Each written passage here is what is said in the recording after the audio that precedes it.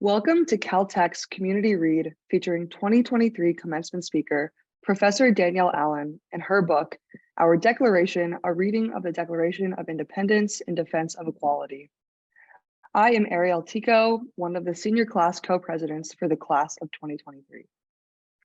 I'm Anna Lapteva, and I'm another of the senior class co-presidents. Danielle Allen is the James Bryant Conant University professor and director of the Edmund and Lily Safra Center for Ethics at Harvard University. She is a MacArthur Fellow and the recipient of the Library of Congress's Kluge Prize for the Achievement in the Study of Humanity. A leading scholar in political philosophy, ethics, and public policy, she offers a unique perspective on the critical importance of democracy and civic engagement. I know I, for one, am very excited to hear her speak at commencement next week. Professor Allen's multiple award-winning book, Our Declaration, draws on her research and her experiences teaching the Declaration of Independence to illuminate our country's founding text. She makes the case that the Declaration is as much about equality as it is about individual liberty. Today's special event will be moderated by Caltech President Thomas Rosenbaum, Sonia and William David Au, Presidential Chair and Professor of Physics. Throughout the discussion, we invite you to submit your questions through the Zoom Q&A feature so that Professor Allen and President Rosenbaum can address them towards the end of the conversation. You can also report any technical difficulties using the Q&A feature. Thank you very much for joining us today. We now invite on screen Professor Danielle Allen and President Thomas Rosenbaum. Great. Welcome to everyone, and welcome Danielle. It's wonderful to see you. Thank you for doing this. Oh, it's such a pleasure. Thank you so much, President Rosenbaum, and thank you, Anna and Ariel. What a lovely introduction. I really appreciate it. So I wanted to start our conversation about the actual writing of the book. And at the beginning, you write very movingly about learning from your students and a very broad class of students, different students in the classes that you taught, and how the book emerged from those discussions. How did all that unfold? Well, the truth is, so I came to the University of Chicago as a young professor in, I think, January of 1998, something like that. And I loved it. I immediately found it an incredibly dynamic intellectual environment. But at the same time, I was also slightly unsatisfied, and I couldn't quite put my finger on my dissatisfaction until I was sitting next to one day at a meeting, a woman who ran the Illinois Humanities Council. And we were there talking before the meeting started, and she said to me that she was working really hard to try to start a humanities program for low-income adults, folks who had fallen out of the education system and then were trying to get their lives back on track. She was working really hard to build this, and she'd been looking for university partners for months, and she hadn't found any university who was willing to step up. And in that moment, I knew exactly what it was I had been missing at the University of Chicago. Much as I love the students, much as I love the intellectual dynamism, I really felt the sort of lack of reaching the whole swath of potential students who were out there. We had students who came from so many good schools, whether public or private and the like, but so many others who were in our immediate surrounding area on the south side of Chicago had all kinds of talent, but no access to the same opportunities. So in that moment, I said to her, look, I think at the University of Chicago, we'd love to engage with a program like that. And so together we built the Odyssey Project and had the University of Chicago step up as the first university to be a university sponsor. So then that meant that in addition to doing my daytime teaching for the brilliant University of Chicago students, I also found myself teaching a night course for brilliant adults who had fallen out of their educational pathway, but were ready to try to turn their lives around. And it was just one of the most inspiring teaching experiences I've ever had. And the book and the course, came out of that context. Right. It's a wonderful story. And the book is suffused, I think, with that spirit and your weaving in of personal and academic and connection to the audience. In fact, there are a number of areas where, the examples you pull are, you might say, prosaic. I mean, from everyday life. And I wonder if you talk about how you thought about weaving those into what is a very otherwise close reading and technical argument in a lot of ways. Well, I'll tell you, so the interesting thing about teaching this adult education course, it was a course focused on the humanities. The idea was so much of the offerings for low-income people were vocational, here's a computer skills course, or here's auto mechanics course and the like. But the conviction that we brought to building this program was that everybody needs the capacity to strengthen their own judgment, to navigate all of life's challenges, and to be able to move even from one job to the next. I mean, the world is a very rapidly changing place. So we think the humanities are particularly good for that. So we had then the job of trying to give an excellent humanities education to people who sometimes hadn't even finished a high school degree. So this was kind of a conundrum, like how could we meet the same standards for rigor as the University of Chicago, while folks maybe didn't even have that background or preparation. So the solution was that we would teach very short texts. We wouldn't sacrifice the caliber of the texts we taught, but we would teach short ones. So I began teaching the Declaration of Independence for the very simple reason that it was 1,337 words. Nobody was going to complain that the reading was too long. But then this magical thing happened, which is, as I was teaching this text to my night students, and we always started out by just reading it out loud together, it just came alive. They understood the text immediately, because here were a group of people in 1775 and 76 who were saying, our life is not going the way we want to change it. That's exactly what my night students were saying. And so they were the ones really who introduced the everyday examples into the conversation, because they could immediately connect to the fact that they were struggling to put the pieces of their life together and were trying to make a change. So from the get-go, the conversation about the Declaration was really about how the ordinary experience of trying to change your life feels to people, and why it's inspiring when people find the agency and sense of empowerment to make those changes. And you, as you mentioned, this is nearly 1,337 words, but as you write, transforms a mass of people from one thing into another, from a set of colonies into a nation of the United States. So can you talk a little bit about how this document, this string of words, was able to accomplish such a transformative act? Sure. So this is definitely one of the mysteries of the experience of the founding of this country. We are so used to being the United States of America, a single thing, that it's hard for us to access the idea that at the time, 1775, before the revolution had officially started, the residents of different colonies literally thought of themselves as living in different countries. Massachusetts understood itself to be a different country from Virginia. So there's a real question, when there's that sort of sense of identity and separate communities of belonging, how on earth does that sort of, confederation of units come to be a single political enterprise or undertaking? The amazing thing about the story of the years leading up to the Declaration is how much time residents in the colonies spent literally talking to each other. At the most basic level, they formed these things called committees of correspondence.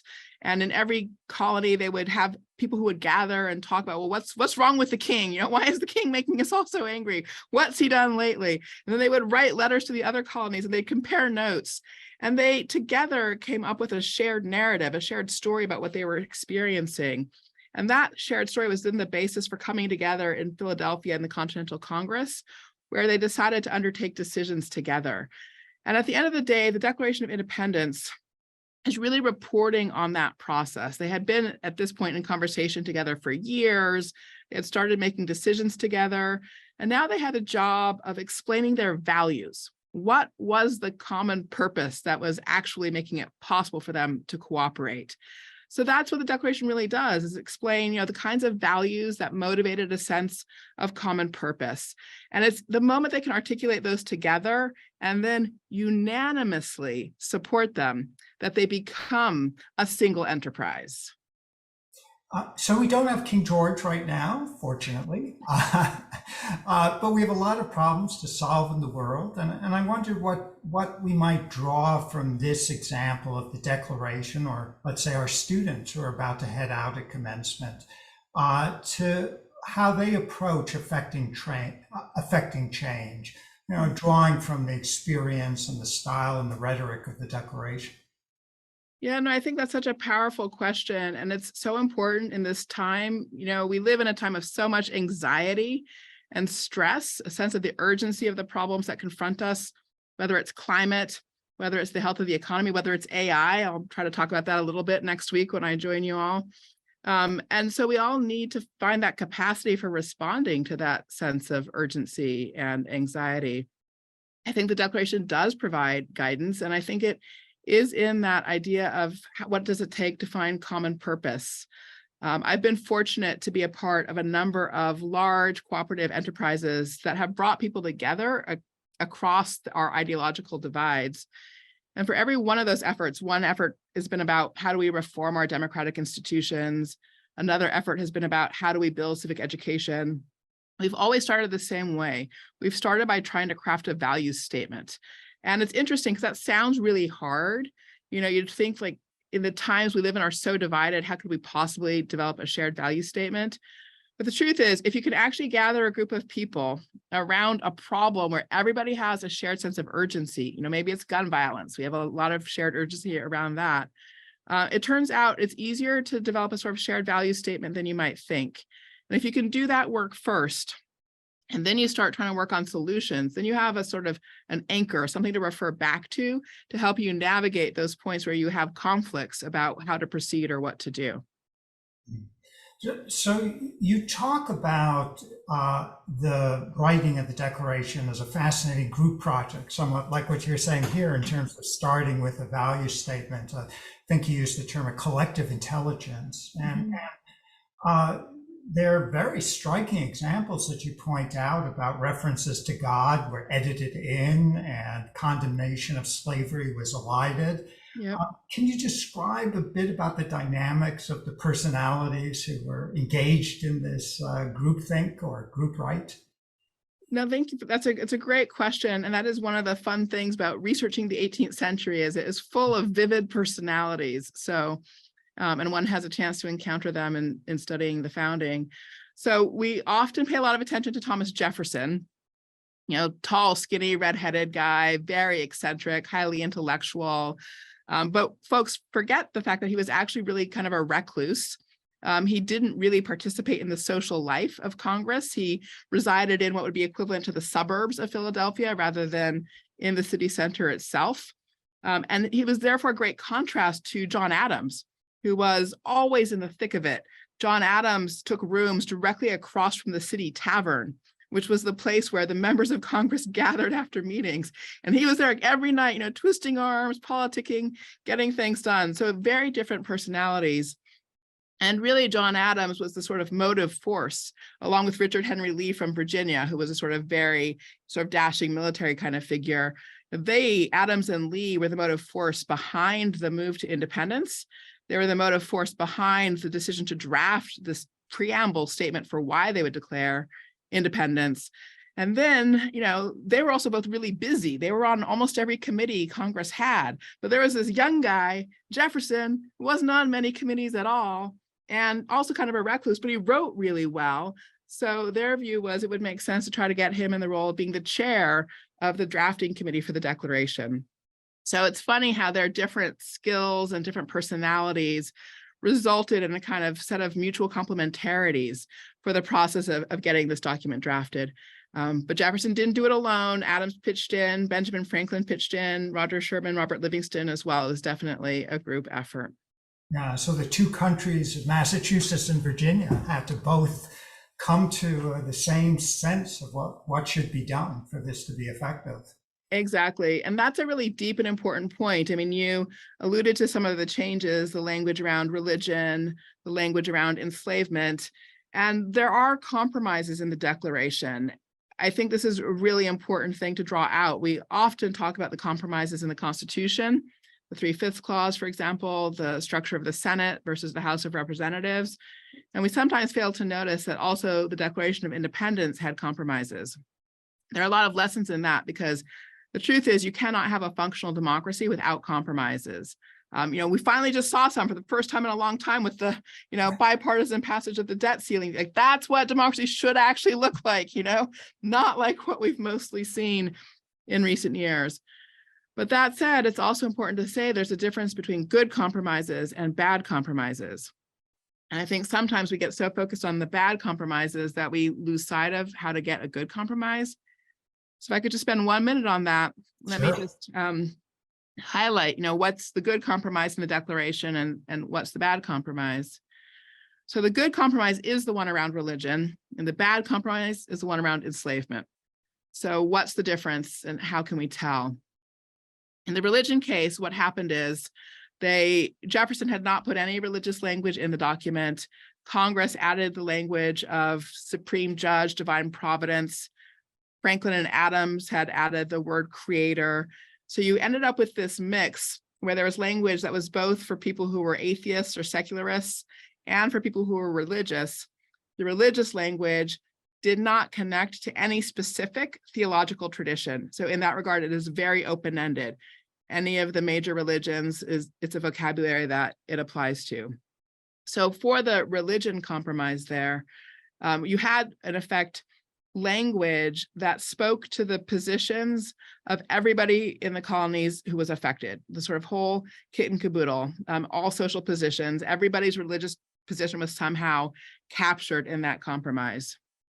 The enslavement compromise was different. In the context of the enslavement compromise, what happened was there was originally language condemning King George for continuing the slave trade. And that was taken out by Congress. That was a pro-slavery edit. At the same time, we have the phrase life, liberty, and the pursuit of happiness.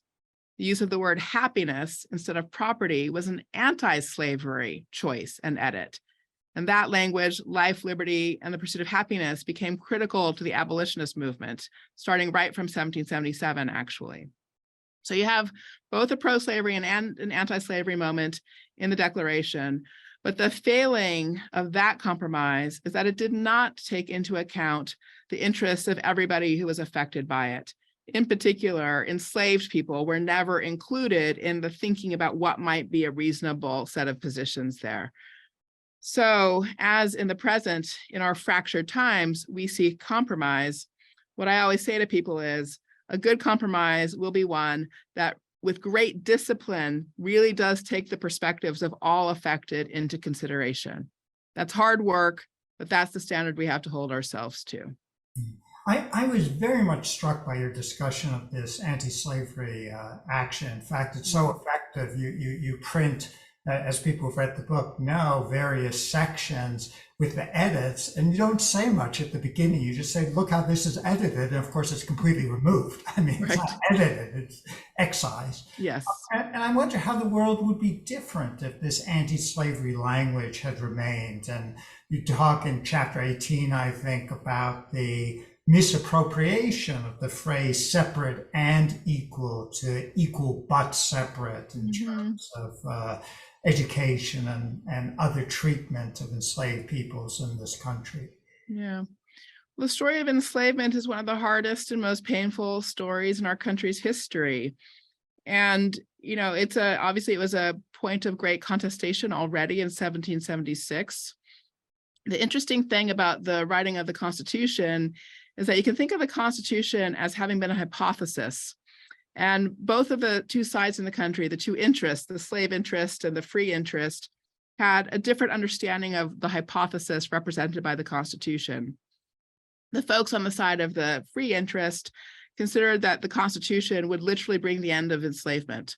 The folks on the slave interest side thought the opposite.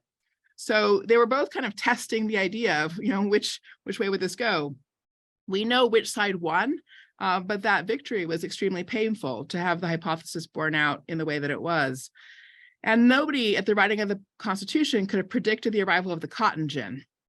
This is really one of the most important parts of our national story.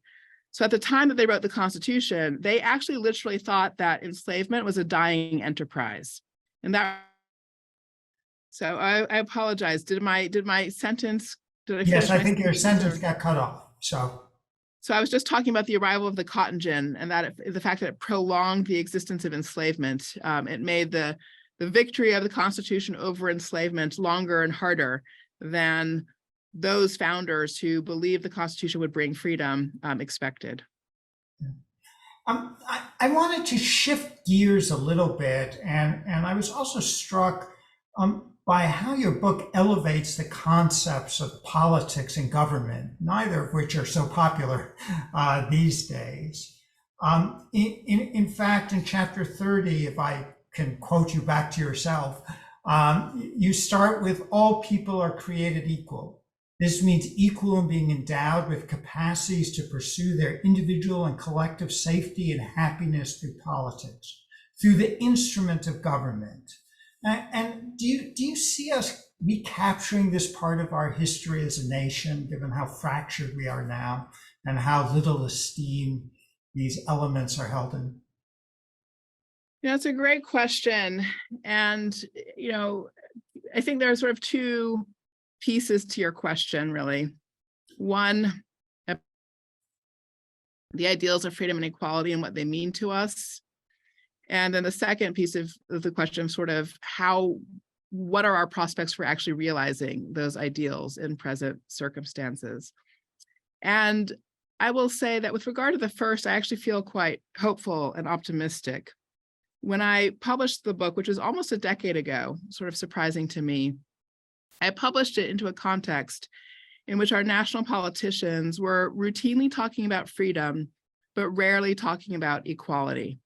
And I would go around and give talks about the book, and people would say, aren't you a communist talking about equality? And I said, well, what are you kidding? Are you kidding? Talking about, as our founding documents take equality as a core ideal. How can we have lost the ability to talk about equality in our public life? And over the last decade, I think we actually have recovered the ability to invoke the ideal of equality and to talk about it. So I feel very good about it. I feel like the actual sort of spirit of democracy, where we need to be a community of free and equal self-governing citizens, is actually getting stronger. It's healthier, in fact, than it was a decade ago. But then there's the actual fact of our politics, and can we transfer that commitment to those ideals into reality? There, I honestly think we have a long, long way to go. The simple fact of the matter is that our political institutions are under great strain. There are many challenges in the 21st century, challenges of demographic change, of polarization, of a very significant increase in income and wealth inequality, of social media. In many ways, our institutions are not quite designed to cope with the problems that we currently have. So I believe we really do need some significant institutional renovation if we're going to be able to make good on that basic commitment to shared freedom and equality. So did these notions help motivate your run for governor of Massachusetts? And what kind of feedback did you get? I mean, it seems very germane to vision for where we should go. Yeah.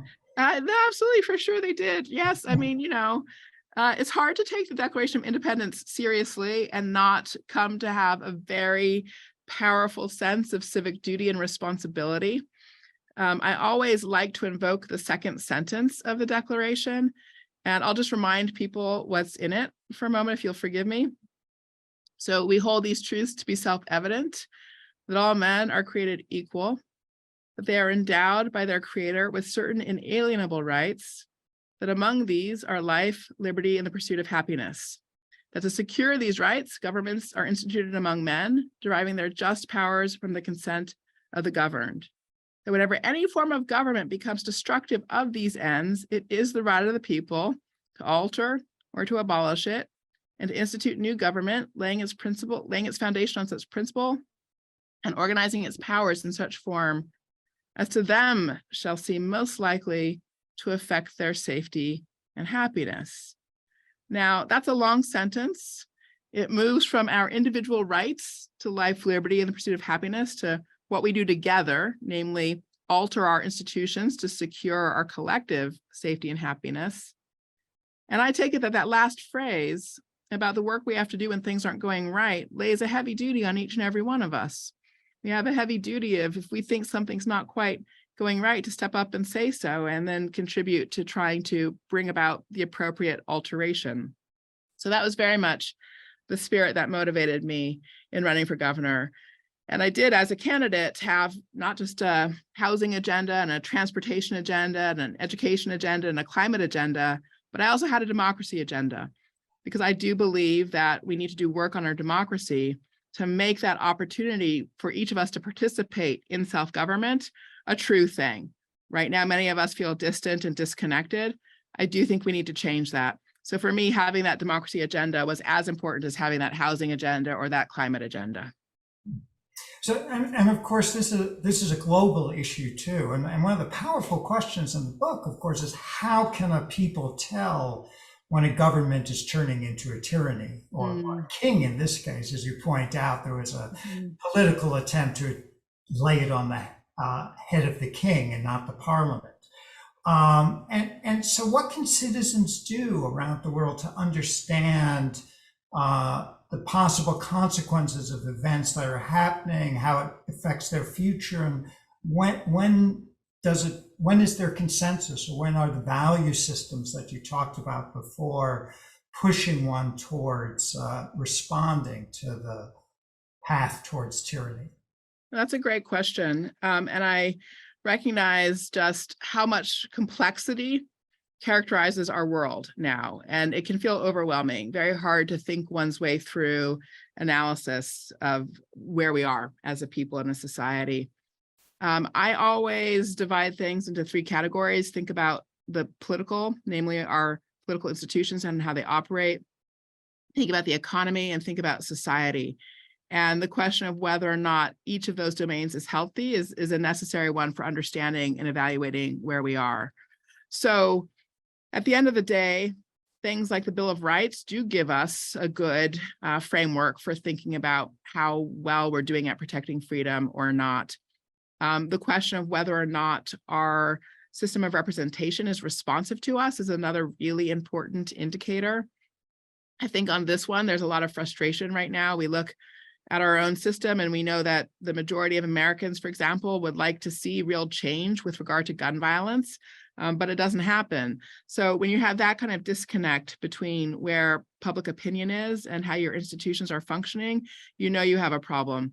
There's a long discussion then to be had about what we do about it, what each of us has as a role in responding to that. But those are the kinds of indicators that are important to pay attention to. That's right.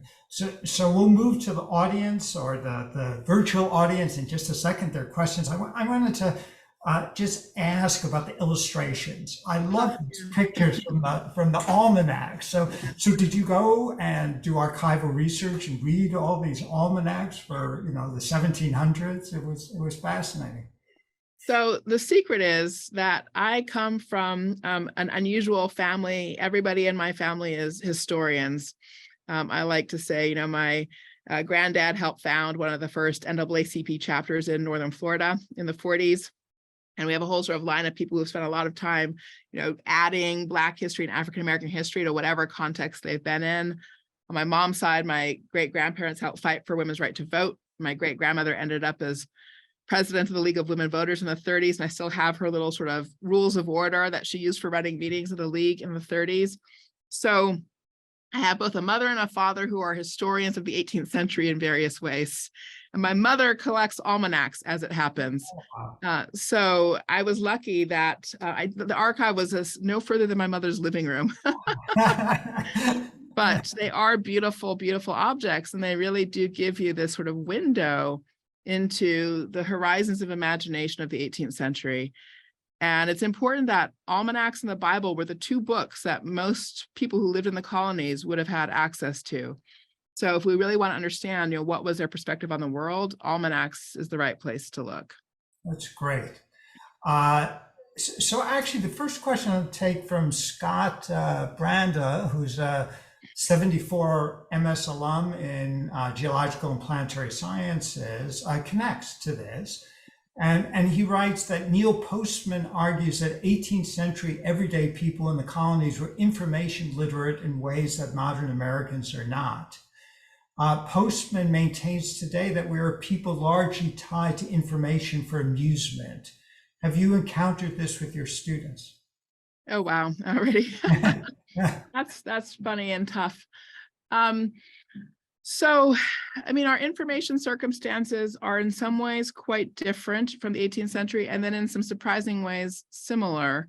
Let me start with the similarities. The circulation of misinformation and brutal false allegations against people, that was a feature of life in the late 18th and early 19th century. It's not accidental that they had lots of duels and that politicians died in duels. that was directly related to their experience of sort of toxicity and circulating misinformation and the like. So as of yet, we don't have politicians actually killing each other. So I suppose in that regard, we have something to be thankful for. But so they did have that.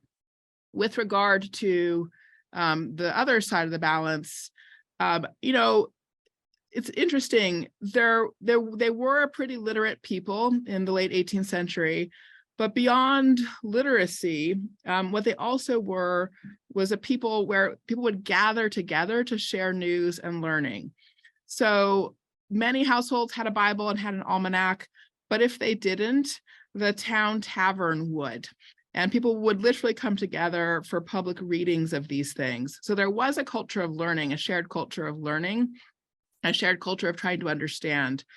I think that's probably the thing that's most different in our own time, that the experience of learning is so fragmented, and there's sort of such a tsunami of possible information that you could lay your hands on that we don't tend to encounter it together. I have to say, I think this is one of the things that makes college campuses so important. They're among, at this point, the sort of rare institutions where we actually have the chance to build that experience of shared learning, testing ideas together and the like. And I do think when students come to our campuses now, it's a more unfamiliar experience than it would have been to people in the 18th century. Yeah, so change of both positive and negative aspects. Exactly. Sure. Yeah. So Michelle Case asks, do you think the U.S. Constitution needs to be updated to be more in line with modern inventions, values, and technology? A little off from the Declaration, but I think a germane spiritual point, if you will. Well, let me say first, again, I like the question. It really registers how rapidly things are changing around us right now. I think, again, we all feel that. And I do think our institutions need renovation. For me to say that is not exactly the same thing, though, as to say that the Constitution needs to be rewritten. There's a lot that we can change in our institutions that would have constitutional implications without our actually having to change the Constitution to achieve that. So let me just give you one really concrete example. So we are not the first generation to have the problem of tribalism and factionalism. This was also true in the 1770s and 1780s. We have the Constitution because politics in the 1780s was crazy. They couldn't get a quorum in Congress. They couldn't pass a budget. They were going to default on their war debts. Sound familiar, right? And people were at each other's throats. And so they called the convention to try to solve their problems and thought they were designing institutions that would really hold the problem of tribalism at bay. James Madison made the case for which features of the design were to achieve this. He made this case in a set of essays called the Federalist Papers. These were opinion pieces published in the newspapers before the passage of the Constitution. And in the 10th essay, Federalist 10 as we call it, he explained why this new design was supposed to solve the problem of factionalism. It's a two-part explanation. We have a habit of only teaching the first part. So the part that we teach is that they had designed a representative democracy, not a direct democracy. So rather than having mobs of people come together to make decisions, esteemed and distinguished representatives would be selected who would come together in the Capitol and produce a sort of synthesized and moderated steering direction for the country. But the second piece of this, again, which we forget to teach, is that it was also going to be a broad republic. And by the word broad, he was literally referring to the geographic breadth of the country. He was referring to geographic dispersal. The idea was that people with extreme views would have trouble finding each other, literally because of the geographic breadth, the rivers and the mountains and things like that. Therefore, they would have to go through representatives to get their views into the public sphere. And so representatives would be a necessary filter. Well, you can see what happened to that. So social media has exploded that premise that geographic dispersal exists to help representation work. So we actually have to redesign representation to work in contexts where we have no geographic dispersal, where people with extreme views can easily find each other. A solution I like for that is ranked choice voting. What ranked choice voting means is in any given election, people rank their preferences, first choice, second choice, third choice, and the like. And you knock out the bottom vote getter and reallocate their voters' votes to their second choice until somebody gets over a 50% threshold.